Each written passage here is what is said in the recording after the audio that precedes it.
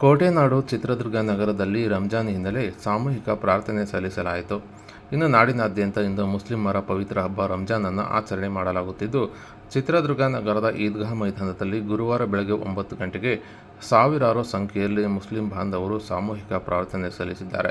ಇನ್ನು ಬಿಸಿಲನ್ನು ಸಹ ಲೆಕ್ಕಿಸದೆ ಸಾವಿರಾರು ಸಂಖ್ಯೆಯಲ್ಲಿ ಆಗಮಿಸಿದ್ದ ಮುಸ್ಲಿಂ ಬಾಂಧವರು ಈದ್ಗಾ ಮೈದಾನದಲ್ಲಿ ಕೂತು ಸಾಮೂಹಿಕ ಪ್ರಾರ್ಥನೆ ಸಲ್ಲಿಸಿದ್ದು, ಸರ್ವರಿಗೂ ಒಳಿತಾಗಲಿ ಎಂದು ಪ್ರಾರ್ಥನೆ ಸಲ್ಲಿಸಿದ್ದಾರೆ. ಅಷ್ಟೇ ಅಲ್ಲದೆ ಧರ್ಮಗುರುಗಳು ಪ್ರಾರ್ಥನೆಯಲ್ಲಿ ಪಾಲ್ಗೊಂಡಿದ್ದು, ಪುಟಾಣಿ ಮಕ್ಕಳು, ವೃದ್ಧರು ಕೂಡ ಈ ಒಂದು ರಂಜಾನ್ನ ಪ್ರಾರ್ಥನೆಯಲ್ಲಿ ಪಾಲ್ಗೊಂಡು ಪರಸ್ಪರ ಶುಭ ಕೋರಿ ರಂಜಾನನ್ನು ಸಂಭ್ರಮದಿಂದ ಆಚರಣೆ ಮಾಡಿದ್ದು, ಕಳೆದ 1 ತಿಂಗಳಿನಿಂದ ಉಪವಾಸ ಇದ್ದು ದೇವರಲ್ಲಿ ಪ್ರಾರ್ಥನೆ ಸಲ್ಲಿಸುವ ಮೂಲಕ ರಂಜಾನನ್ನು ಆಚರಣೆ ಮಾಡಿದ್ದಾರೆ.